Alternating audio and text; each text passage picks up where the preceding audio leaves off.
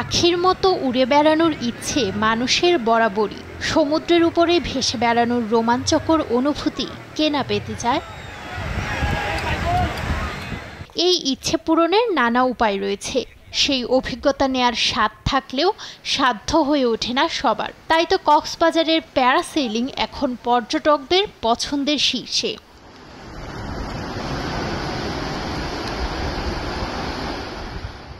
তবে কতটুকু নিরাপদ এই বিনোদন মাধ্যম? সম্প্রতি বেশ কয়েকটি দুর্ঘটনায় প্যারাসেলিং হয়ে উঠেছে এক আতঙ্কের নাম। জেলা প্রশাসনের তথ্য বলছে, গেল ৮ মাসে প্যারাসেলিং করতে গিয়ে ৪টি দুর্ঘটনা ঘটে। সবশেষ গেল ২০ মে প্যারাসেলিং থেকে ছিটকে পড়ে এক পর্যটক দম্পতি আহত হন। সেই ভিডিও সামাজিক যোগাযোগ মাধ্যমে বেশ ভাইরাল হয়। কক্সবাজারে প্যারাসেলিং করার অনুমতি রয়েছে ৫টি প্রতিষ্ঠানের। তবে অনুমতিহীন প্রতিষ্ঠান থেকেই প্রায়ই আসছে দুর্ঘটনার খবর।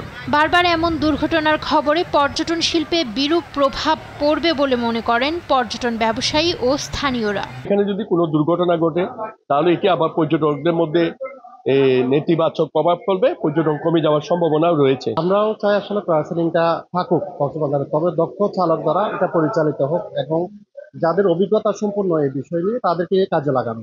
অদক্ষ জনবল নিয়ে প্যারাসেলিং প্রতিষ্ঠান পরিচালনাকারীদের বিরুদ্ধে ব্যবস্থা নেওয়ার কথা জানিয়েছে জেলা প্রশাসন। প্যারাসেলিং এর রিস্ক একটা রিস্কি অ্যাডভেঞ্চার। যারা এটি অপারেট করবেন তাদের পর্যাপ্ত দক্ষতা এবং পর্যাপ্ত যে স্ট্যান্ডার্ড এটা অনুসরণ করা, ইকুইপমেন্টের স্ট্যান্ডার্ড অনুসরণ করাটা বাধ্যতা। আমরা ওটি যারা করছেন না তাদের ক্ষেত্রে আমরা সেই ব্যবস্থাগুলো দিচ্ছি। প্যারাসেলিং করার আগে উড্ডয়নকারীকে একটি বন্ডে সই করতে হয়।